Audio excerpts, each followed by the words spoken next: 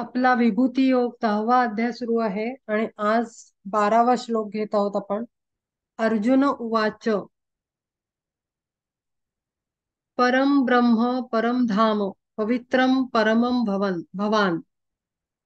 परम ब्रह्म परम धाम पवित्रम परमं भवान. पुरुषम शाश्वतम दिव्यम आदिदेव मजम विभूम. आता त्यांनी आतापर्यंत त्यांनी म्हटलेलं आहे की जेव्हा विभूती योग त्यांनी सांगितलाय श्री परमात्मा श्रीकृष्णानं, त्याच्यावर मागच्या श्लोकामध्ये अर्जुन म्हणतोय की माझ्यासारखं भाग्यवान मी इथे आहे आणि तू मला इतकं सहज आणि सोप्या भाषेत हा सगळा तुझा विभूती योग मला समजावून सांगितला आणि तुझी अशी विशेष कृपा माझ्यावर झालेली आहे आणि माझं जीवन सफल झालेलं आहे. कारण मला आता सगळं कळलेलं आहे आणि मी आता काय करायचंय माझ्या लक्षात आलेलं आहे. अंतर्बाह्यतम गेले निरसोन तुझिया वचन तेजाकारे. तेजस्वी वचन म्हणजे शब्दांनी आणि तुझ्या उपदेशांनी माझं अंतर्बाह्यतम म्हणजे अंधकार निघून गेलेला आहे. काळोख काळोख कशाचा असतो? अज्ञानाचा. अज्ञानाचा अंधकार असतो आणि ज्ञानाचा प्रकाश असतो. ज्ञान प्रकाश म्हणतो आपण. आणि तो सारा निरसून गेलेला आहे. आणि तुझं स्वरूप म्हणून स्वरूप आज तुझे देवा देखिले केशवा यथार्थत्वे. आता सत्य तुझं स्वरूप मला कळलं. आजपर्यंत मी भ्रमात होतो, भ्रमच तो. मी सखा मानत होतो, माझा भाऊ मानत होतो, बंधू मानत होतो, नातलग मानत होतो तुला. कुठेतरी दैवी तुझ्यात गुण आहेत हे एवढं कळत होतं. पण त्या सगळ्याच्या पलीकडे तुझं यथार्थ स्वरूप माझ्या आता पूर्ण लक्षात आलेलं आहे आणि माझ्या हृदयातला अंधकार अज्ञान रूप पूर्ण मिटला आहे. असं म्हणून अर्जुन पुढे म्हणतोय, महाभूतांचे जे विश्रांतीचे स्थान तुची ते निर्वाण परब्रह्म. परम पावन तुची जगन्नाथ आराध्य दैवत तिन्ही देवा. 24 तत्वांच्या पलीकडे साजे 25वे जे दिव्य तत्व. जया सांख्य देती पुरुष हे नाव तोची स्वामी देव नित्य सिद्ध.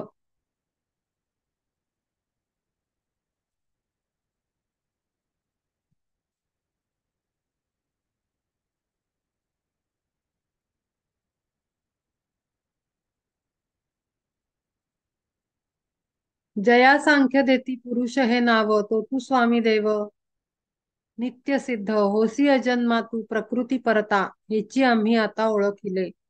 तुची काळ रूप यंत्र सूत्रधार तू एक आधार जीवनासी. आणि ब्रह्मांडाचे तुची अधिष्ठान ऐसे स्पष्ट ज्ञान झाले मज. आता ना या छोट्याशाच ओळी आहेत पण खूप मोठा अर्थ आहे. पहिले तर मी 24 तत्वांचं पाठीमागे दिलेलं स्पष्टीकरण वाचून दाखवते. या ग्रंथाच्या मागच्या पानांवर त्यांनी आपल्याला स्टार करून दाखवलेले जे शब्द आहेत त्याचे डिटेलमध्ये अर्थ दिलेले आहेत ग्रंथामध्ये. तर 24 तत्व सांख्यशास्त्राप्रमाणे महत किंवा बुद्धी म्हणजे ज्ञान, अहंकार आणि 5 कर्मेंद्रिये, 5 ज्ञानेंद्रिये. 24 नंबर 24 तत्व म्हणजे काय काय येतं? प्रकृती म्हणजे माया. माया म्हटली जाते ना, मायेला प्रकृती म्हणजे आदिशक्तीचं प्रकृती स्वरूप ते. त्याच्यानंतर बुद्धी, त्याच्यानंतर अहंकार, अभिमान म्हणतो आपण त्याला. त्याच्यानंतर 5 कर्मेंद्रिय, 5 ज्ञानेंद्रिय आणि 5 तन्मात्रा. तन्मात्रा म्हणजे शब्द स्पर्श रूप रस गंध या गुणांची निरनिराळी अतिसूक्ष्म मूळ स्वरूप त्याला तन्मात्रा म्हणतात. आणि 5 महाभूते. पंचमहाभूते म्हणजे आकाश, पृथ्वी, तेज, वायू आणि अग्नी. हे जे आहेत हे 5 तत्व हे सगळे मिळून 24 मुख्य तत्व बनतात. तर आता त्यांनी इथे म्हटलंय महाभूतांचे जे विश्रांतीचे स्थान तुची ते निर्वाण परब्रह्म. ऍक्च्युली परब्रह्म काय आहे हे इथे 1 2 3 4 5 6 7 ओळीत सांगितलेलं आहे. आपल्याला जडामध्ये राहून आपल्याला आपलं शरीर मुख्य म्हणजे जड एक आकार स्वरूप आपल्याला दिसतं. आपल्याला आपल्या भोवतालची माणसं दिसतात. मग आपल्याला आपलं घराचा साईज, बिल्डिंग, महानगर, शहर, देश, असं आपल्याला जडामध्ये सगळं प्रचंड मोठं असं वाटतं. पण गंमत म्हणजे, नीट ऐका, सटल फॉर्म मध्ये, सूक्ष्मामध्ये हे सर्व जग, अख्खी सृष्टी आणि अख्खं युनिवर्स म्हणतो आपण, सृष्टी ही एका परमात्म्यात बसलेली आहे, फिटिंग केलेला आहे. म्हणजे कसं, आपण एक्झाम्पल द्यायचं तर डिझाईनच्या टाईल्स असतात, आपण घरात लावतो डिझाईनच्या टाईल्स. किचन मध्ये, बाथरूम मध्ये आपण टाइल्स लावतो ना, त्याचा एक टाइलचा एक स्क्वेअर घेतला, त्याच्यामध्ये जो पॅटर्न असतो, मग त्याच्यात काय सर्कल्स असतील, ट्रायंगल्स असतील, कर्व लाईन्स असतील, काय पानांचे आकार असतील, फुलं असतील, हे अख्खा जो पॅटर्न कसा तो टाइलच्या आकारात सामावलेला असतो. म्हणजे दिसायला बघायला गेलं डिटेलमध्ये, तर आपल्याला बारीकीनं बघितलं त्या टाईल मध्ये, नीट आहे का, तर आपल्याला एक एक वेगळा वेगळा शेप दिसतो. अरे हा, ह्याच्यात सर्कल्स पण आहेत, अरे ह्याच्यात स्क्वेअर पण आहेत बॅकग्राऊंडला, आणि त्याच्यामध्ये पानांचे आकार पण आहेत, फुलांच्या पाकळ्यांसारखे आकार पण आहेत. मग कशात आणखीन काहीतरी शेडिंग करून एखादा पक्षाचा आहे किंवा वेलबुट्टी, आपण असं नीट बघितल्यावर आपल्याला एक एक आकार दिसतो त्यातला. पण आपण त्याला सर्वसामान्य पद्धतीनं एकरूप म्हणजे पूर्ण एकत्र करून जर कॉम्पॅक्ट साईटनी असं जर बघितलं तर त्याला आपल्याला एक अख्खी टाईल दिसते. पण आपण डिटेल मध्ये बघायला गेलं तर आपल्याला एक एक त्यातला शेप, आकार, रंग सगळं दिसतं. या सृष्टीचं अगदी तसंच आहे. आपला अख्खा आउटर शेप, ज्याच्यामध्ये आपण सर्व सामावलेलो आहोत, अगदी पंचमहाभूत, नंतर सगळे ग्रह तारे, जेवढी सृष्टी आहे ती सर्व, म्हणजे किंगडम्स म्हणतो आपण, अॅनिमल किंगडम, मिनरल किंगडम, त्याच्यानंतर plant kingdom, human kingdom, angelic kingdom, एंजल्सचा आहे रेल्म, ते सगळे रेल्म्स, सगळे ग्रह तारे, सगळी जगत, प्राणी जगत, वनस्पती जगत, खनिज जगत, मनुष्य जगत, हे सर्व, आणि स्पेस, आकाश, हे सगळं त्या परब्रह्माच्या आतमध्ये आहे. एवढा आहे तो परब्रह्म. ह्याचं उत्तम सुंदर वर्णन भागवतात दिलेलं आहे, श्रीमद भागवत मध्ये. म्हणजे आपण बघायला जातो की हा, विठ्ठलामध्ये परमात्मा आहे, माणसा हृदयात परमात्मा आहे. आपण मग आकाशाकडे वर बघतो आणि म्हणतो देवानी मला केलं तर खरं होईल, देवानी मला दिलं तर होईल, असं आपण आकाशाकडे बघतो वर. कुठेतरी वर आहे परमात्मा. तो वर वगैरे नाही आहे, तो इथेच आहे. आपण त्याचा पार्ट आहोत. जसं आपल्या, दुसरं एक्झाम्पल देते, आता आपण एखाद्याच शरीर बघतो तर अख्खा एक माणूस दिसतो आपल्याला, की हा, अमुक नावाची व्यक्ती. पण आपण डिटेलमध्ये त्याला बघायला की हा, याचे डोळे असे आहेत, हा याचा कान आहे, ह्याला एक नाक आहे, 2 कान आहेत, 2 डोळे आहेत, 2 हात आहेत, 2 पाय आहेत. मग आणखीन डिटेलमध्ये जातो, केस आहेत, त्याच्यानंतर त्वचा आहे. मग आणखीन आतमध्ये जातो तेव्हा आपल्याला दिसतं की अरे ह्याच्यामध्ये इंटरनल ऑर्गन्स आहेत. म्हणजे काय की हृदय आहे, फुफ्फुस आहेत, त्याच्यानंतर स्प्लीन आहे, त्याच्यानंतर इंटेस्टाईन्स आहेत, आतड्या, आतडी आपली 2, गर्भाशय आहे, अमुक आहे, तमुक आहे, इंटरनल ऑर्गन्स, ब्रेन आहे, हे सगळं दिसतं. त्याच्यानंतर आणखीन डीप मध्ये गेलं तर अरे बापरे, इतक्या साऱ्या नाड्या आहेत ज्या विजिबल आहेत, काही नलिका आहेत रक्त वाहणाऱ्या, व्हेन्स म्हणतो आपण त्याला, त्याच्यानंतर आणखीन बारीक गेलं तर आपल्याला सेल्स आहेत, जे आपल्याला दिसत नाहीत. त्या स्लाइडवर दिसतात. रक्त आपण जेव्हा घेतात टेस्टला, तेव्हा त्याच्यात सेल्स दिसतात, ब्लड सेल्स. मग सेल्युलर सिस्टम आहे आतमध्ये. मग सेल्युलरला पण अजून डीप गेलं तर मॉलिक्युलर आहेत. आणि त्याच्यामध्ये प्राण नावाची एक अद्भुत शक्ती आहे, जी दिसतच नाही. असं झूम करत करत करत आपल्याला केवढं सारं मिळालं. मग आपल्या देहात किती एलिमेंट्स आहेत काउंट केले. आता जर पूर्ण बाहेरून बघितलं, आपल्याला एक माणूस दिसतो, पण त्याच्यात एवढं सारं सामावलेलं आहे. एक्झॅक्टली परब्रह्म असं आहे.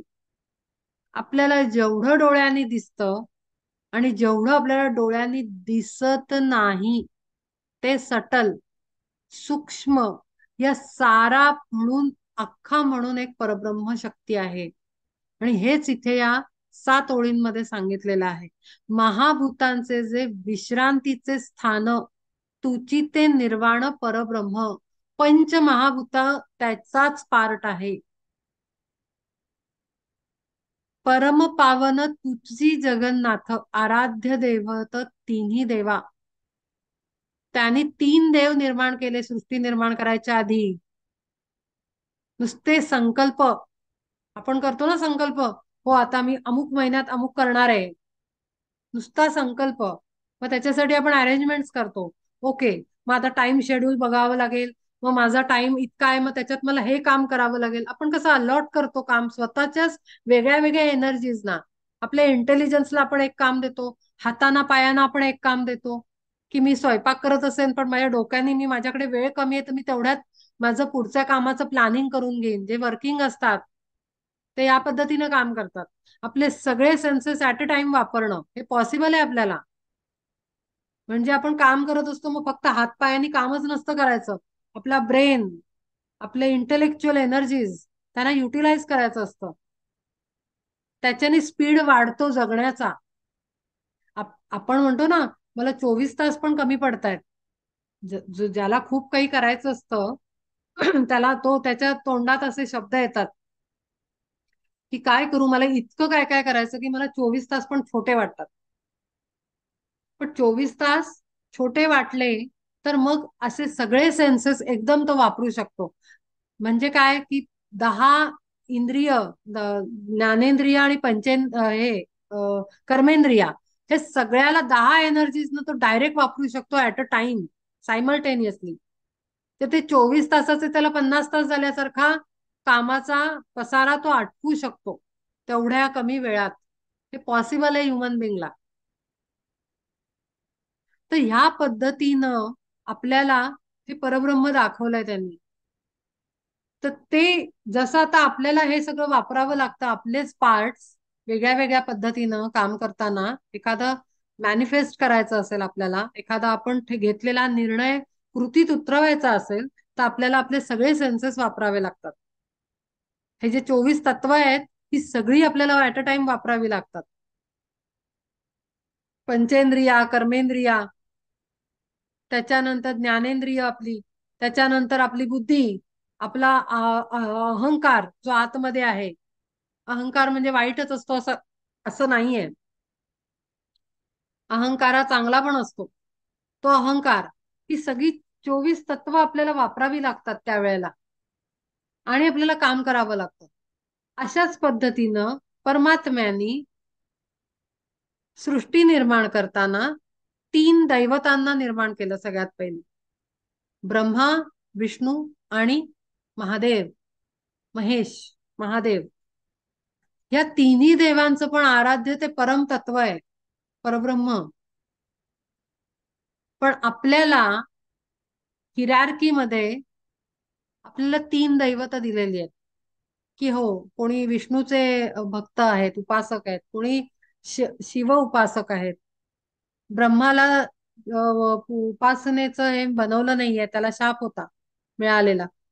उपास्य दैवत नाहीये, त्यामुळे ब्रह्मा सृष्टी निर्माण करता येतो, त्याला त्यातनं मायनस केलं. पण उपास्य दैवत आपल्यासाठी 2 तत्व आहेत, शिवतत्व आणि विष्णू तत्व. पण जेव्हा आध्यात्मिक अभ्यासामध्ये आपण पुढे जातो, एका सर्टन स्टेजच्या पुढे ज्ञान मिळवताना, तेव्हा लक्षात येतं की अरे शिव आणि विष्णू हे सुद्धा एक त्याचा पार्ट आहेत, ऍक्च्युअल परब्रह्म नाही आहे. कारण या सृष्टी निर्माण करण्यामध्ये अनेक गोष्टी लागलेल्या आहेत, वेगळे वेगळे इसेन्स आहेत त्याच्यामध्ये. म्हणजे विष्णूचं स्वरूप एक प्रेम आणि विजडम या पद्धतीनं आहे. त्याच्यानंतर ब्रह्माचं इंटेलिजन्स तत्व आहे, उत्तम बुद्धी. शिवाचं पॉवर तत्व आहे. ह्याला ह्याच्या थिओसॉफी मध्ये रेज म्हणून सांगितलेलं आहे, 7 रेज.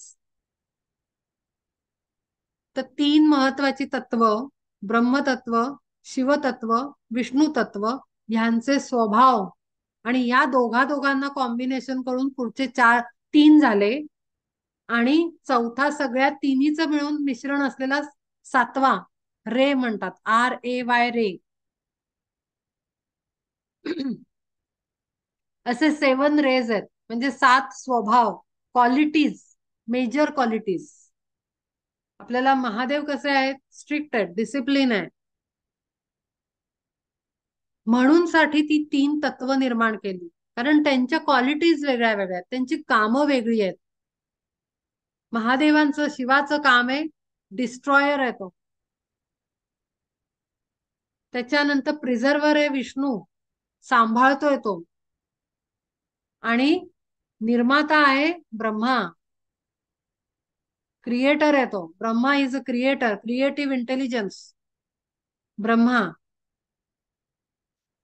प्रिझर्वर आपला विष्णू आहे. आणि म्हणून साठी 3 दैवत निर्माण केली, कारण ते काम डिस्ट्रीब्यूट करायचं होतं. आणि मग त्याच्या पुढे खालची हिरार्की येते. मग त्याच्यात मनू येतात, त्याच्यानंतर सनकादी ऋषी आणि हे सगळे ते सगळे येतात, सप्तर्षी येतात. अशी ती हिरार्की खाली खाली खाली खाली खाली आपल्या माणसांपर्यंत येते. असा आहे तो सगळा पसारा जो परब्रह्माने निर्माण केलेला आहे. पण हे सगळं सामावतं एका परब्रह्म शक्तीमध्ये. परम पावन तुची जगन्नाथ, आराध्य दैवत तिन्ही देवा. त्या तिघांचाही तोच आराध्य आहे. 24 तत्वांच्या पलीकडे साजे 25वे जे दिव्य तत्व. 24 तत्वांनी सृष्टीच निर्माण केली, पण 25वं तत्व कोणतं आहे, परमात्म्याचं, परब्रह्माचं दिव्य तत्व. तो दिव्य स्वभाव, ते दिव्य पोटेन्शियल किंवा क्वालिटी म्हणू शकतो, ते 25वं तत्व आहे. जया सांख्य देती पुरुष हे नाव, उत्तम पुरुष तो तू स्वामी देव नित्य सिद्ध. तो कायम सतत असलेली एनर्जी आहे, नित्य, कायम टिकणारी. होसी अजन्मा तू प्रकृती परता. ह्याची आम्ही आता ओळख केली. आता कळलं मला की तू परमात्मा श्रीकृष्ण म्हणजे त्याच्याही पलीकडे आहेस रे तू, असं म्हणतोय आता अर्जुन सखा. की तू अजन्मा आहे, कोणी काही निर्माण केलंच नाहीये. तू ऑलरेडी आहेस, नुसतं मनातनी संकल्प केला, जसं आपण संकल्प करतो. आणि ते कशाच्या बेसिसवर, प्रकृतीला वापरून. प्रकृती हे त्याच स्वरूप आहे, पुरुष आणि प्रकृती 2 भाग आहेत, मस्क्युलाइन अँड फेमिनाइन. तुची काळरूप यंत्र सूत्रधार, तू एका आधार जीवनासी. जीवन दिलं, पण ते काढूनही घ्यायचं असतं, संपवायचं पण असतं, अंत पण आहे. काळ रूपानी अंत पण येतो. ह्याचा सूत्रधार म्हणजे कंट्रोलर तू आहेस. जसे त्या कठपुतली बाहुली चालवण्याचा खेळ असतो ना राजस्थान मधला, त्याच्यामध्ये कसा तो सूत्रधार वर असतो पडद्याच्या मागे, आणि खाली बाहुल्या नाचवतो, तसा तो सूत्रधार आहे. या परब्रह्म हा सृष्टीचा सूत्रधार आहे, जो जीवन देतो पण आणि नष्ट पण करतो काळ रूपाने येऊन. आणि ब्रह्मांडाचे तुची अधिष्ठान ऐसे स्पष्ट ज्ञान झाले मज. आणि अख्ख्या ब्रह्मांडाचा अधिष्ठान म्हणजे बेस, फाउंडेशन तूच आहेस. तुझ्याशिवाय दुसरा कोणीही नाही. आत्ता कळलं म्हणतोय मला. आता याच्या पुढे ते शत्रू, ती लढाई, ते नातेवाईक, कोणाला मारायचं, मी मारलं, मेला, जगला, राज्य मिळालं, हे सगळं काही उरतं का पहा बरं जरा. एवढं मोठं ब्रह्मज्ञान प्राप्त झाल्यानंतर ते सगळ्या गोष्टी किती क्षुल्लक होतात. आपल्या प्रापंचिक चिंता त्याला त्या होत्या. आपल्याला वेगळं युद्ध चालू आहे, आपलं जीवन युद्ध चालू आहे. कोणाच्या जीवनात काय प्रकार चालू आहेत, कोणाला काय आहे, कोणाला काय आहे, ते किती क्षुल्लक ठरतं जेव्हा ब्रह्मज्ञान प्राप्त होतं या भगवद्गीतेच्या अभ्यासातून. ब्रह्मांडाचं ज्ञान आणि ब्रह्मांड ज्यांनी निर्माण केलं त्या परब्रह्माचं ज्ञान ऍक्च्युली कोण आहे. आपण सगळे त्याचे सेल्युलर सिस्टम मध्ये बसलेले माणसं आहोत. मग आपण मी, माझं, माझं जीवन, माझा अहंकार, मला मिळालं पाहिजे, हे त्या सेल्सना राईट आहे का बोलायचं. आपल्या बॉडीच्या सेल्सना स्वतःच काय म्हणतो ते अस्तित्व आहे का. आपली सेल भांडू शकते का, की नाही मी आज काम करणार नाही, डेड म्हणून काढून टाकतील बाहेर. ब्रेनच्या पॉवर कंट्रोल मध्ये ते सगळं सिस्टम आहे आपल्या. ते डेड म्हणून ब्लड सेलचा डिस्ट्रॉय करून टाकतील. डिस्ट्रॉईंग सिस्टम पण आपल्या सिस्टम मध्ये बसलेली आहे. तो एक अभ्यास फार वेगळा आहे. खूप सुंदर शरीर बनवलेलं आहे परमात्म्याने. ह्याच्यापेक्षा उच्च लेवलचं कुठली मशिनरी असू शकत नाही. इतकं आश्चर्य वाटेल असं आपलं शरीर बनवलेलं आहे, अभ्यास केल्यानंतर कळतं. तर असं असं ज्ञान मिळाल्यानंतर आपण सेल, सेल म्हणजे पेशी, पेशींच्या इतकी आपली क्षुल्लक योग्यता असताना त्या ब्रह्मांडामध्ये, त्या परब्रह्माच्या एका सेलच्या लेवलचा आपण असल्यावर आपल्याला काय अहंकार बाळगायचा अधिकार आहे आणि आपण काय बेसिसवर बाळगतो, असा प्रश्न साहजिकच निर्माण झाला पाहिजे जेव्हा आपण अभ्यास करतो. आणि हेच आपल्याला मदत करतं आपल्यातला मीपणा कमी करण्यासाठी. आपण मागच्याच सेशन मध्ये आपण आपला अभ्यास थांबवून मीरेला आपण सेलिब्रेट केलं. मीरेचा अभ्यास आपण केला. मीरेची जयंती आपण ज्ञानरूपाने सेलिब्रेट केली. त्या मीरेमध्ये आपले जे सर आले होते त्यांनी सांगितलं की अद्वितीय आणि अमर्यादित भक्ती किंवा प्रेम, ते काय होतं तिचं. तिनं आपलं मी, हा जो तिचा अहंकार आहे, तो विसरून ती कृष्णमय झाली होती. आपल्याला पण परब्रह्ममय व्हायचं असेल तर आपण सेल्युलर लेवलवर आहोत या परब्रह्माच्या सृष्टीमध्ये, हे सतत आठवण करून दिलं की आपोआपच अहंकार तिथेच गळून पडेल. मदत होईल आपल्याला आपल्या अहंकाराला रिड्यूस करण्यासाठी, कमी करण्यासाठी आणि सूक्ष्माकडे वळण्यासाठी, सूक्ष्म अवस्थेकडे वळण्यासाठी आपल्याला जड उतरवावं लागेल. आपलं सामान जडाचं जमिनीवर ठेवावं लागेल, खाली ठेवावं लागेल. आणि ते आहे मीच वजन. कारण मीनीच सगळं सुरुवात होते. मी माझं, इथूनच सगळी संसार प्रपंच सुरू होत खरा सांगायचं तर. आणि ते इथे उतरवायचंय आपल्याला. आणि हे या 6 लाईन मध्ये इतकं दिव्य वर्णन त्यांनी केलेलं आहे. इतका महाप्रचंड आहे तो परब्रह्म ही शक्ती. त्याच्यात सगळं सामावलंय. आपण एका मूर्तीत बघतो, एका आकारात बघतो, एका स्वरूपात बघतो, एका सगुण स्वरूपात बघतो, पण तो इतका प्रचंड आहे की त्यात सारच सामावलंय. त्याच्यापासून वेगळं काही आहेच नाही. आहुस्त्वा मृषया सर्वे देवर्षीर नारदस्तथा असितो देवलो व्यास स्वयं चैव ब्रवीषि मे. आणिक हे आणिक ही एक ऐके परी थोरपण येई समजोन तुझे मज. की ते थोरपण ऐकिले पूर्वीच वर्णिले जे साच महर्षींनी, तयाची प्रचिती परी आता आली तुम्ही कृपा केली म्हणून या. जसं आपणही म्हणतो ना, हो आम्हाला भगवद्गीता वाचली आहे, आम्हाला माहिती आहे. ज्ञानेश्वरी हो ऐकली आहे. भागवत हो 2-4दा सप्ताह अटेंड केलेला आहे. अमुक ग्रंथ वाचलेला आहे. ह्या संतांचं चरित्र ऐकलेलं आहे, वाचलेलं आहे, परिचित आहे, असं आपण म्हणतो. तसंच तोही म्हणतोय की हो, हे सगळं तर मी पहिले ऐकलेलं आहे. हा जो थोरपणा आहे, हा इतकं सामर्थ्य तुझं जे आहे, हे ऐकलं तर होतं मी महर्षींनी, कारण तेही स्वतः ऋषी गुरुगृही ज्ञान संपादन करून आलेले आहेत ना. तिथे काय नुसते शस्त्र शिकवत नव्हते, तिथे त्यांना आध्यात्मिक ज्ञानही, ग्रंथांचं ज्ञानही दिलं जात होतं. तिथे चर्चा होत होत्या, वादविवाद होत होते, अभ्यास सगळा होत होता. नुसती शस्त्र धनुर्विद्या नाही शिकवलेली ना त्यांना. म्हणून ते म्हणतायत, अरे हो, हे थोरपण मी पूर्वीच ऐकलंय. जे कोणी वर्णन केलं, महर्षींनी. तयाची प्रचिती परी आता आली. मी नेहमी सांगते ना, प्रचिती, अनुभव, हा अत्यंत प्रॅक्टिकल नॉलेज अत्यंत आवश्यक आहे. Practical knowledge. काहीही अभ्यास करा, जोपर्यंत तुमची ती प्रॅक्टिकल टेस्ट नाही होत तोपर्यंत तुमचा अभ्यास पूर्ण नाही होत. आणि जर एखाद्या ग्रंथाचा तुम्ही अभ्यास केलात आणि तुम्हाला त्याची अनुभूती आली नाही, टेस्ट आली नाही, तर कृपया परमात्म्याला प्रार्थना करा की अरे बाबा रे, तू माझा अभ्यास करून नाही घेतला, पण मला घेतला जरूर, पण मला अनुभव अनुभव प्रचिती दिली नाहीस रे, तर प्लीज मला अनुभव प्रचिती दे, अशी प्रार्थना करा. जर ग्रंथ अभ्यास पूर्ण होत नसेल तर. जे करतात त्यांना सांगते,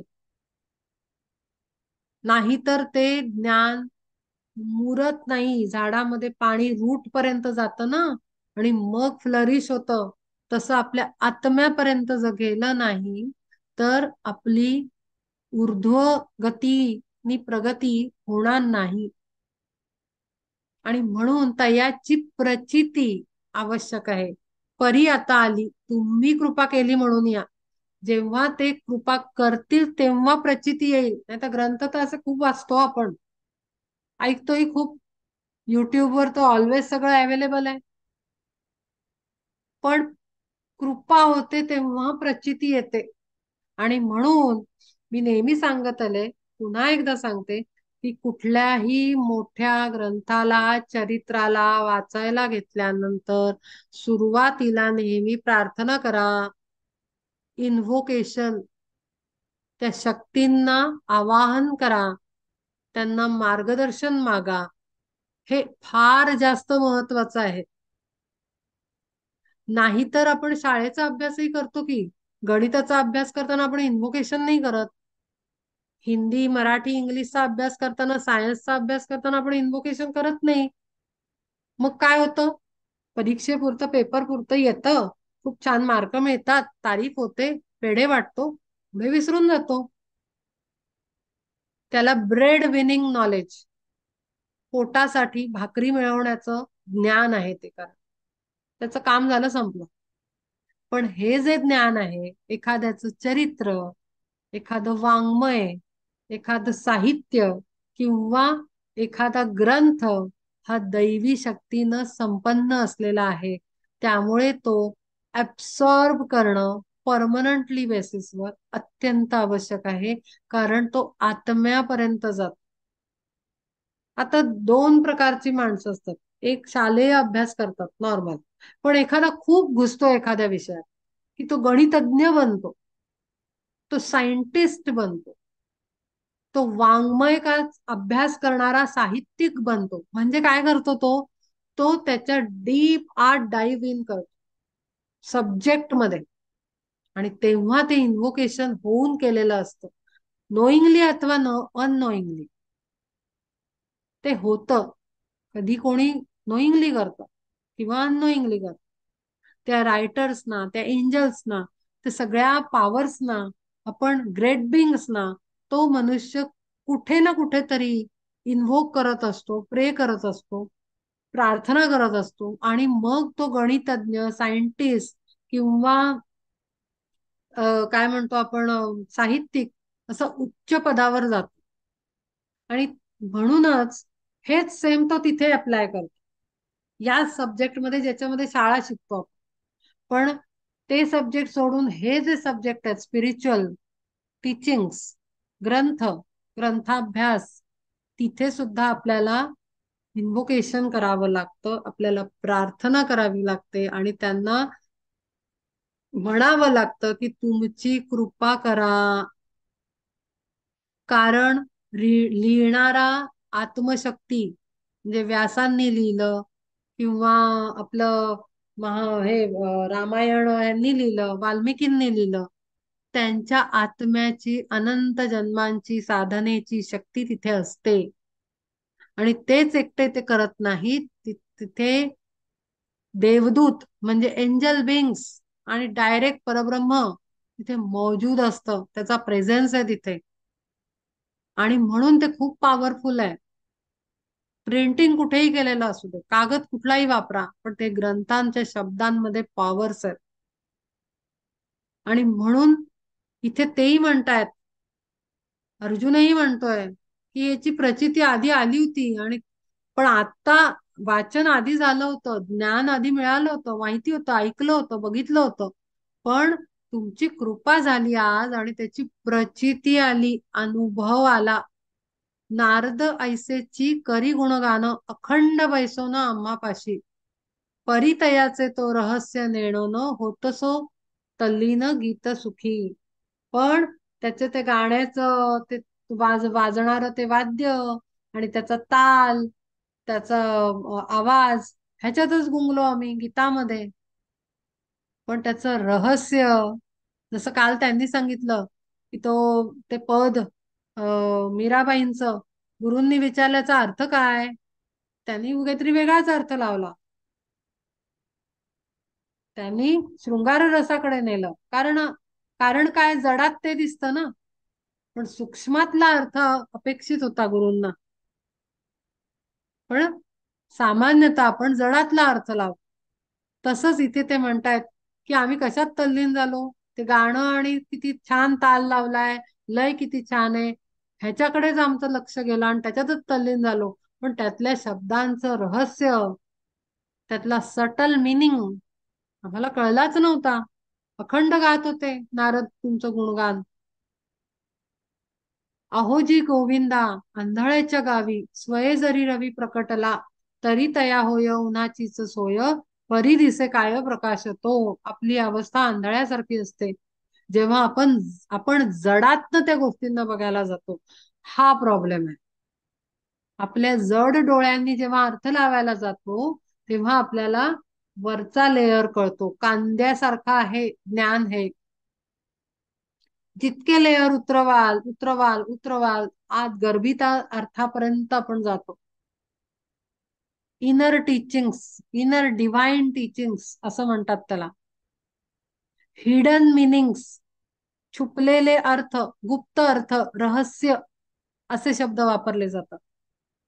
तर ते रहस्यापर्यंत जायचं असेल ना, तर आपल्याला सूक्ष्म थॉट प्रोसेसनी विचार करावा लागतो. जसं काल त्यांनी सांगितलं की तो प्रियकर नव्हता, तो परब्रह्म होतं. आणि ती नाव जी तुटली आहे, मोडली आहे, जुनी झाली आहे, ते शरीर होतं. आणि जो प्रवास होता ते जीवन होतं, आणि त्यातल्या सगळ्या हे पार कसं करू, असा इतका गहन अर्थ होता त्याचा, त्या पदाचा. पण हे कधी कळलं, जेव्हा सटल मिनिंग शोधलं त्यातलं. आपल्यालाही तेच करायचंय. जेव्हा आपण एखादं चरित्र घेऊन बसतो, त्याच्या गहन अर्थाकडे जायचं. कुठल्याही दिव्य व्यक्तीचं, अगदी कोणाचंही घ्या, खूप छान शिकायला मिळतं आपल्याला. म्हणजे साधी मूवी जरी बघितली ना, पण ती सटल इंटेन्शननी बघितली, त्यातले सटल एनर्जीज आपल्याला सेन्स होतात त्या एखाद्या मूवी मधल्या, एखाद्या कथेतल्या. म्हणून मी सारखं सांगते की तुम्हाला कुठून गायडन्स येईल काही सांगू नाही शकत. अगदी आपल्या अवतीभोवती असते ती एनर्जी. आणि म्हणून हा अनुभव येतो की अरे आपण त्याचा सेल्युलर लेवलवर पार्ट आहोत, कारण तो अखंड आपल्या अवतीभोवती आहे. जरा शंका आली आन्सर येत, जरा काही डोक्यात आलं आन्सर येतं, जरा कोणाशी चर्चा केली की हे असं कसं असेल, समोरनं झापकन उत्तर येतं. ही ही अनुभूती मला सतत येते. कोणीतरी मैत्रीण सांगते, अगं तुझ्यासाठी हा मेसेज आहे, ही फॅक्ट आहे, मी रियालिटी सांगते.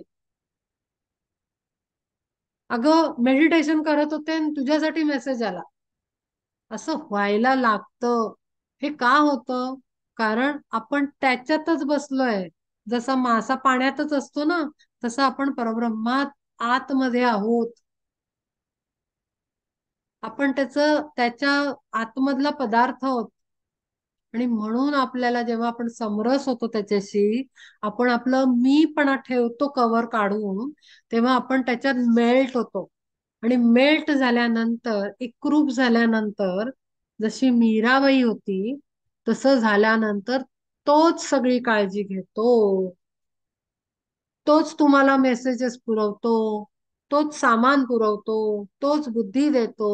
आणि म्हणून मी ते सांगत होते ना, मीरेनी कधी म्हणलं नाही की मी असं म्हंटलंय. असं मी कधी आला नाही. ते ग्रेट बिंग्स असतात जेव्हा लिहितात ना, तेव्हा मी लिहिलं, मी केलं, असं ते कधी मी हा शब्द वापरलेला तुम्हाला कधी नाही दिसत. तुका म्हणे असं म्हणतात ते. तुका म्हणे ह्याची असं म्हणून ते त्यांचा अभंग पूर्ण करतात. मीरा कहे, असं मीरेनी म्हटलंय की मीरा कहे. मी म्हंटल असं कधी कोणी म्हणत नाही. कारण तो मीच कव्हर लेअर उतरवून टाकल्यानंतर जी समरसता येते, त्यातच मॅजिक आहे. ती गंमत आहे. आणि हे काढणं कव्हर ना फार अवघड नाहीये. मी नेहमी तुम्हाला शॉर्टकट्स देत असते जे मला सुचतात. आणि जे ऍप्लिकेशन केलेलं आहे की सुचवलेलं आहे मला, त्या पद्धतीनं आपण फास्ट तिथे पोचू शकतो. असं खूप काही ती साधना कर, इतके जन्म तुम्ही हे करा, नाहीये. तत्क्षणी मुक्ती. कवर उतरलं की तत्क्षणी मुक्ती जनकाला मिळाली, पटकन मिळू शकते. पण आपण आय मी मायसेल्फ मधनं बाहेर नाहीयेत. आणि त्यासाठी मी, माझं जीवन, माझी मुलं, माझा नवरा, माझी बायको, माझं घर, माझे दागिने, माझा नोकरी, माझा पैसा, या माझ्या माझ्या माझ्यातला सगळ्याला विसरून जावं लागतं. कारण ते जड आहे. ते तुम्हाला धरणीला धरून ठेवतं, बांधून ठेवतं. आपल्याला वर उडायचंय तर ते जड सामान जेव्हा खाली ठेवतो तेव्हा आपण हलके होतो. आणि आपण सटल सूक्ष्माकडे उडायला लागतो, फ्लाय करायला लागतो. आपल्याला फ्लाय करायचं असेल तर जड जड दगड, मी माझीची, आपल्याला इथे ठेवावी लागतील खाली बॅगा. तेव्हा आपण लाईट होऊ. लाईटनेस आवश्यक आहे. अहोजी गोविंदा आंधळेच्या गावी स्वये जरी रवी प्रकटला, तरी तया होय उन्हाचीच सोय, परी दिसे काय प्रकाशतो. त्याच्यासाठी ऊन आहे. आंधळ्यासाठी त्याला सूर्याचं तेज किंवा काय ते ग्रेटनेस काय कळणार आहे? कारण तो जडाला काय जाणवतंय? शरीराला गरमी जाणवते, शेकटतय, चटके बसतायत, ऊन आहे, बरं वाटतंय. थंडी वाजत होती, ऊन आलं, बरं वाटलं. म्हणजे काय की जडाच्या सेन्सेशननी तो अनुभव घेईल आंधळा. त्याला प्रकाशाचं महत्व काय कळणार? सूर्य काय आहे? सूर्याच्या नुसत्या असण्यानी सृष्टी आहे हे त्याला थोडंच कळणार आहे. एरवी देवर्षी अध्यात्माचे गीत, राग रागिणीता आळविता, गीत माधुरीचे वरी वरी सुख, कळेना आणिक तुझे आम्हा. आम्हाला काही कळत नव्हतं. कारण पहिले तर मुख्य म्हणजे त्याची कृपा नव्हती झाली तुमची. आणि दुसरं म्हणजे आम्ही जडातनं बाहेर आलो नाही, असं ते म्हणतात. आम्हाला कळलंच नाही ते काय गात होते. वरवर सुख अनुभवलं आम्ही. त्या आवाज छान आहे, लय छान आहे, ताल छान आहे, गाणं छान आहे. असंच जर म्हणजे साधं बघा, आता जर ते एक आहे, हे आहे युट्यूबवर भक्तिगीत म्हणून आहे. त्याच्यामध्ये काय म्हणतो तो, अ, विठ्ठलाची गीतं आहेत. आता आपण असं खूप आपल्याला आवडतं अगदी. म्हणजे ते मी बघितलंय ते राहुल देशपांडे किंवा गाणारे बसतात तेव्हा अगदी आपण फरमाईश देतो, अरे तुम्ही हे भजन म्हणा, अरे तुम्ही ते. आपल्याला फार आवडतं, खूप छान गात, हा काय ताण घेत, अरे अर्थात जा. अर्थात गेल्यानंतर ताण वान काही राहणार नाही, ध्यान लागून जाईल. ज्या क्षणाला आपण अर्थाकडे वळतो, अक्षरशः ऑन द स्पॉट ध्यान लागतं. फॅक्ट सांगते मी. कारण अनुभव प्रचिती यायला लागते जेव्हा आपण अर्थात वळतो, तेव्हा प्रचितीची लाईन स्टार्ट होते, सुरुवात होते तिथून. ही गंमत आहे. त्यामुळे आता याच्या पुढे जर भजन ऐकाल काम करता करता, अर्थात जा. किती तास ऐकलं पत्ता नाही लागणार. आणि इतकं ब्लिसफुल एक्सपिरियन्स येतो, म्हणजे असं हृदयामध्ये असं काय सांगू मी, ब्लिसफुलचं एक्सप्लेनेशन मी करू नाही शकत, अनुभवच घ्यावा तो. इतकं सुंदर व्हायब्रेशन्स असतात हार्ट एरियामध्ये. आपल्याला कशाचं काही कळत नाही, काही पत्ता लागत नाही जगाचा बाजूच्या. ते करून बघा एक्सपेरिमेंट. भजन ऐकत असाल, आपण भीमसेन जोशींची भजनं ऐकतो, किंवा आजकालचे जे गायक आहेत क्लासिकल सिंगर्स, त्यांची भजनं ऐकतो आपण, वा वा काय सुंदर. अर्थात जा. तुका म्हणे, काय म्हणे, का म्हणे, कसं म्हणे, ह्याच्यात जा. का म्हंटल त्यांनी असं, का इतका तळमळून गातोय तुकाराम, तुका का इतकं हे करतोय.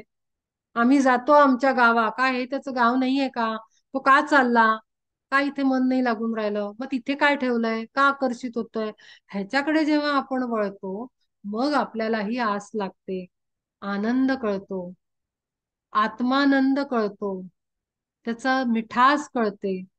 आणि मग ते शब्द अक्षरशः, म्हणजे उदाहरण द्यायचं म्हणून सांगते, की गुलाबजाम आणि ते आपले गोड पदार्थ आपण जडामध्ये खातो, त्याचं जे माधुर्य असतं ना, ते तर खालच्या लेवलचं आहे. पण अमृताचं जे वर्णन करतात ना, तसं ते शब्दांमधलं अमृत जाणवायला लागतं तोंडामध्ये. गोड पदार्थ न खाता नुसतं ते भजन तोंडाने म्हणताना, मुक्याने गुळ खा दिला, गोडी नाहीये सांगा याला. अक्षरशः तसं होतं, तुम्ही सांगू पण नाही शकणार की किती सुंदर आहे, हा किती सुंदर आहे, किती सुंदर आहे, सांगू नाही शकत. इतकं सुंदर म्हणते, त्यात काय तुकारामाचं भजन आहे, अरे तुम्ही जा त्याच्यात, मग ते कळेल. तशीच ती मीरेची भजनं, वा काय भजनं आहेत ती. कसंही ठेव म्हणते ती कृष्णाला. कधी दगडावर झोपीन, कधी गालिच्यावर झोपीन, कधी गाडीतनं प्रवास करीन, कधी पायी करीन, कसंही ठेव, मला तुझ्याशिवाय दुसरं काही दिसत नाही. हे तेव्हा कळते गोडी काय आहे आणि का त्यांना एवढं वेड लागलं विठ्ठलाचं, श्रीकृष्णाचं. ते इथे अर्जुनाला आता कळतंय. असित देवल महर्षींनी साच, आम्हासी तैसेच सांगितले, परिविषयांच्या विषयमती व्याप्त, झाली होती तेथ तिये वेळी. पण विषयांमध्ये, जडामध्ये आम्ही गुंतलेलो होतो, मती व्याप्त झाली होती पूर्ण. व्याप्त म्हणजे भरलेली होती पूर्ण, आपल्याला दुसरं काही दिसत नाही. आपल्याला वाटतं जेव्हा इवन गंमत आहे, साधी पिक्चरची गाणी असतात ना आपली हिंदी मूवीजची गाणी, मी अशी गंमत कधी कधी केलेली आहे. पिक्चरचं गाणं असतं हिंदी मूवीचं, काय म्हणतो आपण त्याला, लव्ह लव्ह सॉन्ग म्हणतो आपण त्याला, रोमॅन्टिक सॉन्ग म्हणा तुम्ही. ते एखादं घ्या आणि त्याला तिथे जशी मीरा गाते श्रीकृष्णाला, तसं ते गाणं तुम्ही म्हणा, इतकी मजा येते, त्या गाण्याचा अभंग होऊन जातो. हे असे एक्सपेरिमेंट करावेत आणि मग आनंद घ्यायचा त्याचा.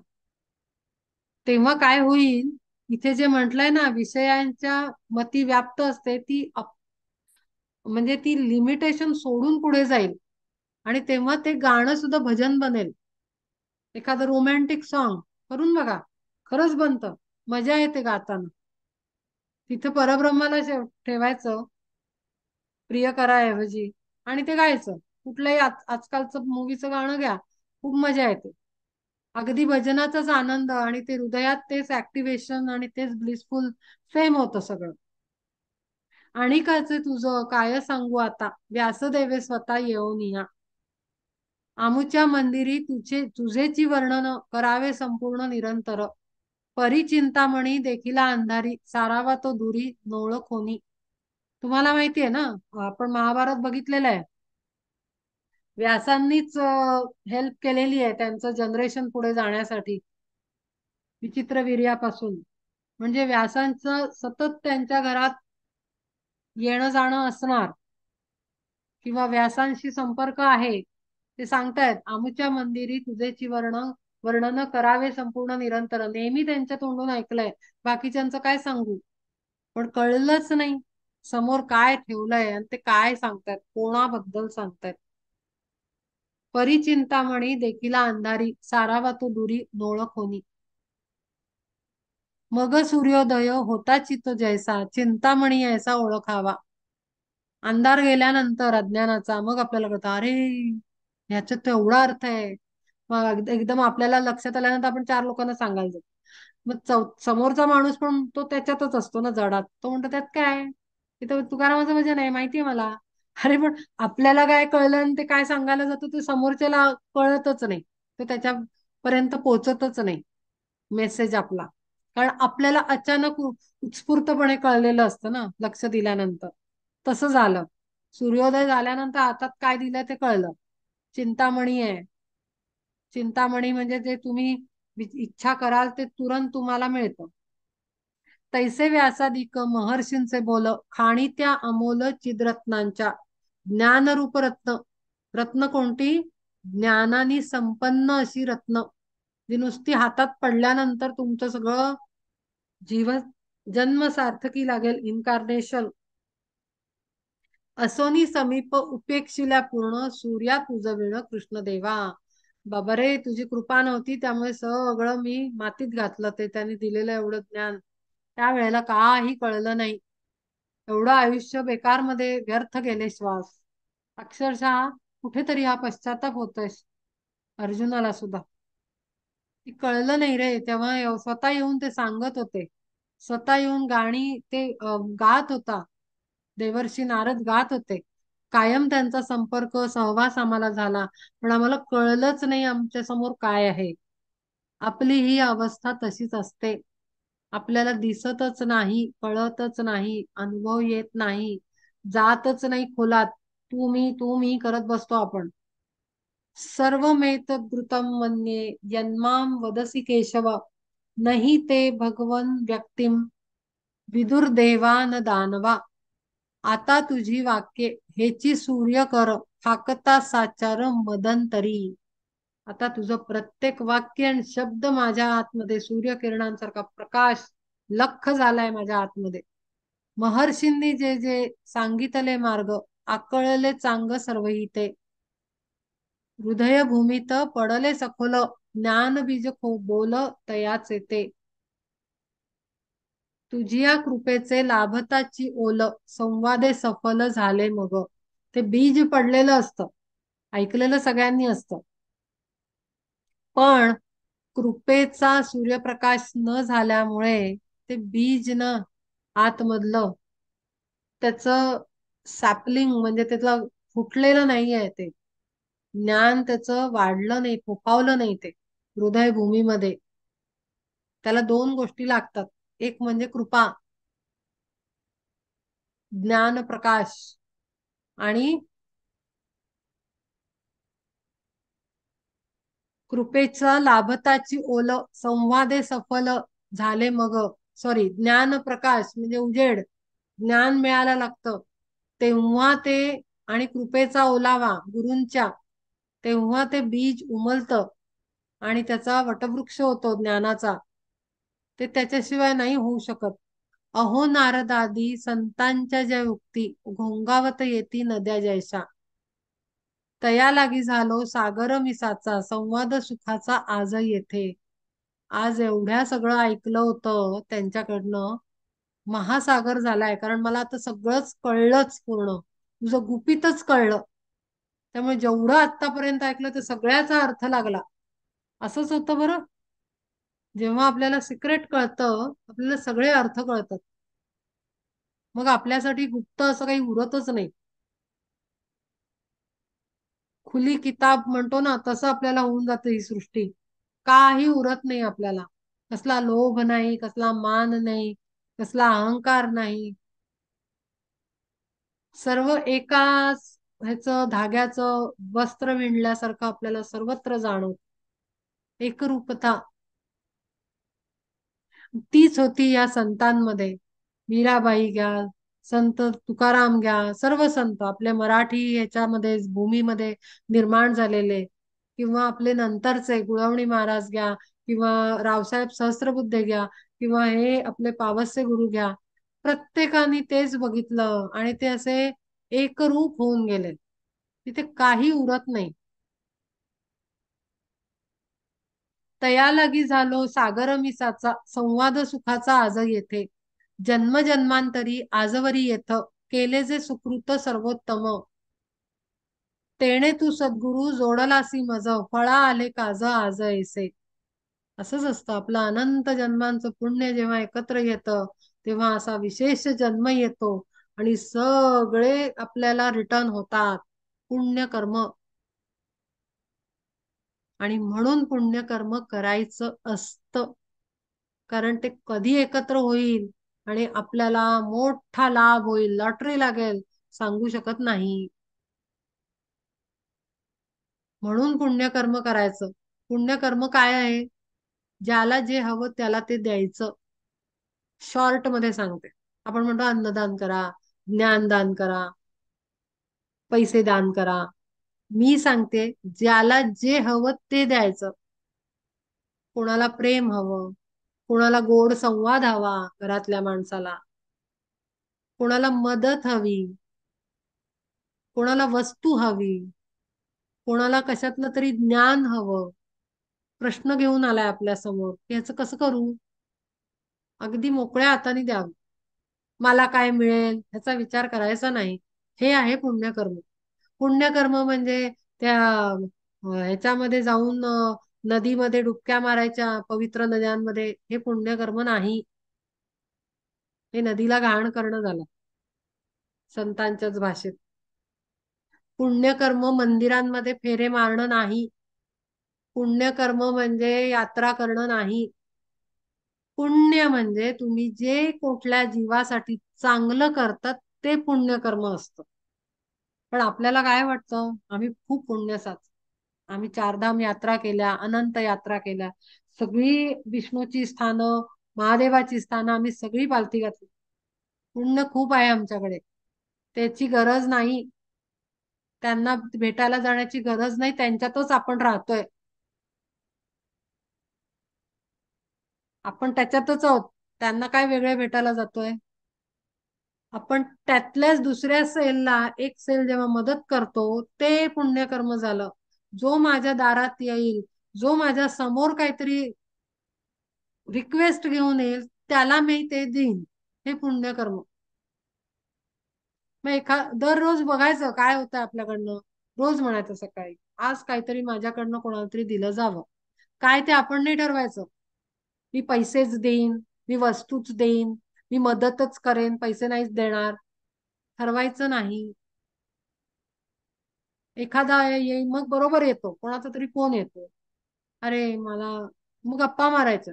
आपलं किती काम आहे त्याला टोमणे मारायचे नाहीत, किंवा मागवून शिव्या पण नाही घालायचं, यांनी फोन केला आणि माझा वेळ गेला. अरे तो फोन आवश्यक होता, पुण्यकर्म होतं, ते अटेंड करा. इतकं इतकं इतकं सहज जगावं लागतं. हाच तो सहजता आहे, ती सहजपणा. हा सहजपणा, प्रेझेंट मध्ये जगणं, हे सगळं हेच आहे. आत्ता काय चालू आहे त्याच्यात जगायचं. आत्ता कोणीतरी समोर आलं, त्याचं बोलणं ऐकायचं, तर आत्ता ते ऐकायचं.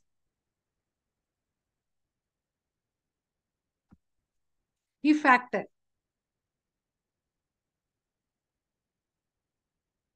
जन्म जन्मांतरी आजवरी येथ, केले जे सुकृत सर्वोत्तम. तेणे तू सद्गुरु जोडलासी मज, फळा आले काज आज ऐसे. वाडवडिलांचे मुखे तुझे गुण, होते निशी दिन येत कानी. परी नोळखिले तुझिया स्वरूपा, नवती जो कृपात एक तुझी. तुझी कृपा नाही रे बाबा झाली, गुरु हवा. गुरु हवा. पण गुरु असाच काही नाही. मी मागे सांगितलं होतं की ते मंत्र दीक्षा देतील, ते अमुक पद्धतीने येतील. गुरु अदृश्य रूपातही असतोच. हवा म्हणजे आपण त्याला कनेक्ट करायचंय. हवा म्हणजे आपल्याला वाटलं पाहिजे की प्रार्थना करा. जिथे कुठे तुम्ही असाल, माझ्या अनंत जीवनातले गुरु, ग्रेट स्पिरिच्युअल टीचर्स, ऑल माय ग्रेट स्पिरिच्युअल मास्टर्स, हे आपण जे बोलतो ते आपले सर्वांचे अनेक गुरु, अनेक मास्टर्स, अनेक ग्रेट बिंग्स. आपण त्यांची मदत मागतोय की जिथे तुम्ही असाल तिथून आम्हाला प्रकाश द्या, आमच्याकडे लक्ष टाका, नजर टाका नुसती. बस त्यांनीच होणार आहे सगळं काम. समोर बसवून क्लास घेतल्यासारखं गुरु कधीही शिकवत नाहीत. खरे गुरु मला अजिबात शिकवलं नाही, मला बसवलंच नाही समोर. खरे गुरु असेच असतात, दुरून कृपा करतात. त्यांना समोर फिजिकली समोर कनेक्ट व्हायची गरज नसते. अफाट शक्ती आहे ती, सटल एनर्जी आहे ती, कुठूनही कुठेही होते, कुठूनही इंटेन्शननी दुसऱ्याला मदत होते. काहीही घडू शकतं जगामध्ये, कुठल्याही पद्धतीनं आपण मदत करू शकतो. पुण्यकर्म. आणि म्हणून तो गुरु, त्याची कृपा आणि ती प्रार्थना आणि ती इच्छा, इच्छा केल्याशिवाय गुरु लक्ष देत नाहीत, हेही तितकंच खरं आहे. आपण म्हणू मला कोणाची गरज नाही, मी शहाणा, मग ते म्हणतात बस घे अनुभव. एक जन्म झाला, दुसरा जन्म झाला, तिसरा जन्म झाला, चालू आहे आपलं. म्हणून नतमस्तक शरणागती खूप आवश्यक आहे. त्या ग्रेट बिंग्सच्या अंडर शरणागती. तुम्ही मला सांगा जिथे कुठे असाल तिथून, कारण आपण त्याच्यातच होत ना, पाण्यातच होत मछली बनून, त्या महासागरात आहोत परब्रह्माच्या. आपल्याला दूर कुठे जायची गरज नाही, आपण त्याच्यातच मस्तपैकी डुंबत आहोत. लगेच कनेक्शन होतं त्यामुळे एनर्जी लेवलवर, सटल एनर्जी लेवलवर. मी सगळ्या एनर्जीच्या गोष्टी सांगते कारण सत्य तेच आहे. परीन ओळखिले तुझी या स्वरूपा, नवती जो कृपा एक तुझी. नवती कृपा का, पण आज इथे म्हणलंय तरी नवती कृपा, पण तो स्वतः त्याच्याकडे गेला होता ना युद्धाच्या आधी. तो पायाशी बसला, तो दुर्योधन डोक्याशी बसला, म्हणजे तो गेला ना त्याची हेल्प मागायला. तेव्हा आज युद्धात भगवद्गीता सांगून कृपा झालेली आहे त्याच्यावर. पहिले अर्जुन गेलेला आहे मदत मागायला. आपल्यालाही नतमस्तक व्हावं लागतं. मी शहाणा, माझं ज्ञान आहे म्हणून मी पैसा कमवतो असं नाही आहे. म्हणून आपल्याला ते बाजूला ठेवून नतमस्तक व्हावं लागतं. शरणागती केले यत्न होती सदैव सफळ, दैव सानुकूल असे जरी. तैसे जे आपण करावे साधन, श्रवण पठण मननादी. तयाचा तो घ्यावा तेव्हाची प्रत्यय, गुरु कृपा होय जिये जिये वेळी. कितीही आधी करा अभ्यास, करून ठेवलेला असला तरी चालतो, पण सटल एनर्जी लेवलवर. म्हणजे आता मी सांगते काय ते. मागे एका व्यक्तीनं मला विचारलं होतं की मी अमुक विषयाचा इतका जास्त ध्यास देऊन अभ्यास करतोय, पण त्याचं आत्ता या लाईफ मध्ये मला काही फायदा नाही होऊन राहिला, मग ते वाया गेलं का सगळं? तर मी म्हणलं अजिबात नाही, वाया गेलेलं नाहीये. आपल्याला वाटतं आपण पुस्तक वाचतोय, आपल्याला वाटतं आपण काम करतोय, आपल्याला वाटतं आपण सेवा करतोय, आपल्याला वाटतं आपल्या हातून होतंय, पण आपण म्हणजे कोण? आपण ज्याला आपण म्हणत असतो, मी म्हणत असतो, ती शरीर आहे. पण हे सगळं आत्मा ग्रहण करत असतो. तर मी त्या व्यक्तीला सांगितलं की तुझा आत्मा या पर्टिक्युलर विषयाचं उत्तम ज्ञान, सर्वोच्च ज्ञान संपादन करीत आहे. आत्म्याची पेनड्राईव्ह फुल होतीये त्या पर्टिक्युलर नॉलेजची. मग आता याचा उपयोग कसा होणार? पुढच्या इन्कार्नेशन मध्ये तो पूर्ण पेनड्राईव्ह फुल आहे एखाद्या सब्जेक्टची, अख्खं ज्ञान आहे त्याच्याकडे. मग असे लोक आपल्याला दिसतात की न अभ्यास करता ते काहीतरी काम करून दाखवताना, न अभ्यास करता त्यांना ज्योतिष कळतंय, न अभ्यास करता गाता येतंय, न अभ्यास करता गाण्यातल्या बारीक खाचा खोचा कळतायत शास्त्रीय संगीतातल्या. हा सूर बरोबर नाही लागला, तो तिथे लागला नाही, हा कमी लागला, हा जास्त लागला. अभ्यास न करता या जन्मात कळतंय, ह्याचा अर्थ पूर्वजन्मात अगदी खोलवर अभ्यास केलेला आहे. आणि म्हणून इथे जे सांगतायत त्याला मी असं रिलेट करते, तैसेचे आपण करावे साधन, श्रवण पठण मननादी, तयाचा तो घ्यावा तेव्हाची प्रत्यय, गुरुकृपा होय जिये वेळी. पूर्वजन्मात अभ्यास केलेला असला बरोबर आता सगळा कळतो, अर्थ कळतोय. आपला साधा प्रोग्राम चालू आहे अभ्यासाचा, पण आज आपल्याला तो अर्थ कळतोय, आपण त्याच्या सटल मिनिंग पर्यंत पोहोचतोय, आपल्यावर गुरुकृपा होऊन आपल्याला त्याचा फायदा होतोय, याचा अर्थ आपण याचा पूर्वजन्मात अभ्यास केलेला आहे, ऐकलं आहे, वाचलं आहे, मनन केलंय, चिंतन केलंय, लिहिलं आहे, काही असू शकतं. पण जसं बीज टाकलेलं असतं, पण जोपर्यंत त्याच्यावर सूर्यप्रकाश नाही पडत, अंधारातच ठेवलं तर ते हे नाही होत, अंकुरत नाही. पण ज्या क्षणाला मोकळी हवा आणि त्याला सगळं पूर्ण ॲक्युरेट परफेक्ट एन्व्हायरमेंट मिळत नाही, त्या क्षणाला मग ते अंकुरतं. तसं आहे ते. बीजामध्ये सगळं असतं, पोटेन्शियल ग्रो करण्याचं. त्याला नुसती सुटेबल एन्व्हायरमेंट अपॉर्च्युनिटी मिळावी लागते, ती आहे गुरुकृपा. ज्या जन्मात होईल तेव्हा फळ यायला लागतील झाडाला, काही हरकत नाही. पण म्हणून मला गुरुच नाही, मग मी आता अभ्यासच नाही करत, मी हेच नाही, नाही. प्रेझेंट मध्ये जे मिळतंय ते घ्या, खाऊन घ्या, खाऊन घ्या, ग्रहण करा, ग्रहण करा. कोणाला माहिती दुसऱ्या दिवशी कृपा होईल गुरुची, कोणाला माहिती कधी एकदम एकदम युटर्न येईल, एकदमच चेंज येईल लाईफ मध्ये, काहीही सांगू शकत नाही, कारण आपल्याला पूर्वजन्म माहिती नाहीत ना, आणि आपल्याला फ्युचरही माहिती नाही. डिवाइन प्लॅन चेंज होत असतो, किती किती कळेल मला माहिती नाही, बट मी सांगतेय की आपल्या जीवनाचा डिवाइन प्लॅन ऍक्सलरेट होऊ शकतो, एक्स्ट्रीम एकदम वाढू शकतो स्पीडनी, किंवा कमी पण होऊ शकतो. आपल्या कर्मावर डिपेंड आहे ते. आता मी काय करते त्याच्यावर माझा डिवाइन प्लॅन, सोलचा, आत्म्याचा दैवी योग जो आहे, प्लॅन आहे, प्रोग्राम आहे, तो फास्टन पण होऊ शकतो आणि स्लो डाऊन पण होऊ शकतो. पण हे कशावर डिपेंड आहे, मी आता काय कर्म करते प्रेझेंट मध्ये त्याच्यावर डिपेंड आहे. सांगून ठेवते, पुढे कळेल, कदाचित योग्य वेळ येईल तेव्हा, ज्यांना आता नसेल कळत. सोडून देऊ नका म्हणून, अरे काय कळलंच नाही गेलं, असं नाही करायचं. ऐकून घ्यायचं नीट सगळं. मला कळत नाही असं म्हणून सोडून नाही द्यायचं, सगळं नीट ऐकायचं. प्रकाश जेव्हा पडतो तेव्हा सगळं कळतं, वाया काहीही जात नाही. कुठलंही शिकलेलं, ऐकलेलं, बघितलेलं वाया जात नाही. करोनी या श्रम नित्य जीवा पाड, माळी जरी झाड वाढवितो, तरी तो वसंत तया जेव्हा भेटे तेव्हाची ते लोटे फळ भारे. हे बघा, ते सेम सांगितलंय. वर्षभर माळी मेहनत करत असतो, पण झाडाला फुलं कधी येतात? वसंत ऋतूत. मग तेव्हा तो काय करतो, जरा वसंत ऋतू आला की पहिलेच त्याच्या एखादा काही दिवस, महिने, जे काही त्याचं कॅल्क्युलेशन असेल, त्यामुळे खत पाणी सगळं प्रोटेक्शन त्याचं सगळं व्यवस्थित करून तयार ठेवतो त्याला, की वसंत ऋतू सुरू झाला, नेचरचं हे सायकल आहे ती, ऑटोमॅटिक होतं सगळं. बटन परमात्म्याच्या ह्याच्यात आहे ना ते सगळं, आपण त्याच्यातच आहोत. त्यामुळे त्याला काही बटन प्रेस करावं लागत नाही, की आता वसंत ऋतूचं बटन, असं नाहीये. ते सगळं ऑटोमॅटिक आहे सिस्टम. लगेचच फुलं यायला लागतात, कळ्या येतात, फुलं येतात, आणखीन झाड वाढतं, मोठं होतं, हिरवी पानं येतात, सगळं होतं. पण त्याची सगळी तयारी करून ठेवली ना मेहनत वर्षभर त्यांनी. तसंच आपलं आहे.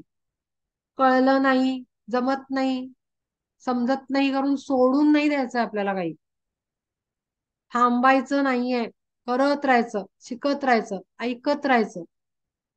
कोणाला माहिती कधी वसंत ऋतू येईल आणि एकदम सूर्यप्रकाश पडेल, गुरुकृपा होईल आणि एकदम भरभराट होईल आपल्या ज्ञानाची, काही सांगू नाही शकत. कधी त्यामुळे निगेटिव्ह हे ठेवायचं नाही, कायम ऑप्टिमिस्टिक, कायम पॉझिटिव्ह राहायचं. करी तो वसंत, तरी तो वसंत जया तया जेव्हा भेटे तेव्हाची तो लोटे फळ भारे, तेव्हाची ते लोटे फळ भारे. विषम ज्वरासी पडता उतार, गोड ते साचार गोड लागे, तेव्हाची ते ठरे रसायन चांग, आरोग्य सर्वांग भरे जेव्हा. चैतन्य आपण येऊनिया जरी शरीरा माझारी संचरेल, तरीच ते इंद्रिये तरीच इंद्रिये वाचा आणि प्राण सर्वती असोन सार्थ होती.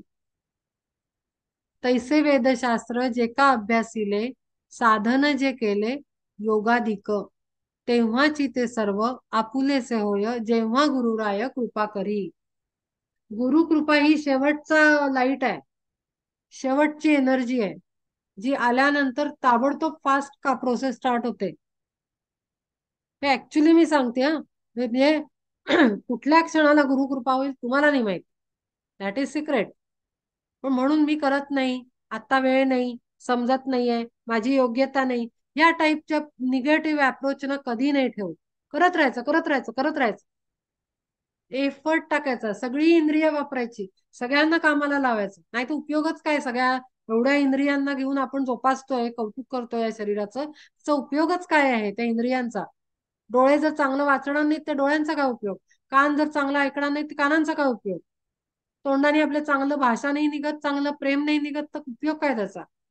सगळ्यांना खणखणीत वापरून घ्यायचं. आपण म्हणतो ना, एखादं एखाद्या चांगल्या घरात आपण राहायला म्हणजे आता जे स्वतःच्याच घरात राहतात त्यांच्याबद्दल नाही सांगत आहे, तर माझ्या एक्सपिरियन्स वरनं मी सांगते. आता म्हणतो एखाद्या सोसायटीत आपण चांगलं, चला मी विचार करते, चला आपल्याला छान दिलेलं आहे, आपण याचा पुरेपूर लाभ घेऊया, पुरेपूर फायदा उठवू, पुरेपूर लाभ घेऊया, अशी आपण एक व्याख्या वापरतो जीवनामध्ये. अरे अपॉर्च्युनिटी आली ना, पुरेपूर वापरा त्याला. तसं येते, पूर्ण वापरा. तुम्हाला जी इंद्रिय दिली आहेत, जे शरीर दिलंय, जी ताकद दिली आहे, जे सगळी शक्ती आहे, त्याला पूर्ण वापरून घ्या ना. काय सांग, प्रॉब्लेम काय आहे? दिलीच आहे ना, घेऊन आलोच आहोत आपण. त्याला मस्त भरपूर वापरून घ्या, सगळ्या इंद्रियांना, ज्ञानाला, कर्मेंद्रियांना चांगल्या कामामध्ये भरपूर वापरून घ्यायचं. कुठल्या क्षणाला गुरुकृपा होईल आणि वा इतका मोठा वटवृक्ष बनेल, काही सांगू नाही शकत. वटवृक्ष याच्यासाठी म्हणते कारण मगाशीच मी शब्द वापरले, तुमची ऍक्सलरेट होते, स्पीड वाढतो, प्रगती, स्पिरिच्युअल प्रोग्रेस एकदम फास्ट होऊन जाते. कारण आधी सगळा संचय करून बसलेला, नुसती गुरुकृपेचा प्रकाश, किरण पडायचा अवकाश, झापकन झाड वाढतं, तसं आपली प्रगती झापकन होते आणि सगळी डिवाइन प्लॅनिंग चेंज होते आपल्या सोलची. येता प्रत्ययास श्रीकृष्ण स्वरूप, पार्थासी अमुप तोष झाला. प्रत्ययाच्या माझे मग नाचू लागे, रूपते निजांगे निर्धारोनी. प्रत्यय म्हणजे अनुभव, स्वानुभवाच्या गुंगीत असं म्हणलंय प्रत्यय. प्रत्ययाच्या माझे मग नाचू लागे, रूपते निजांगे निर्धारोनी. तेवी म्हणे देवा, बोलिले जे तुवा, आले अनुभवा सर्व इथे.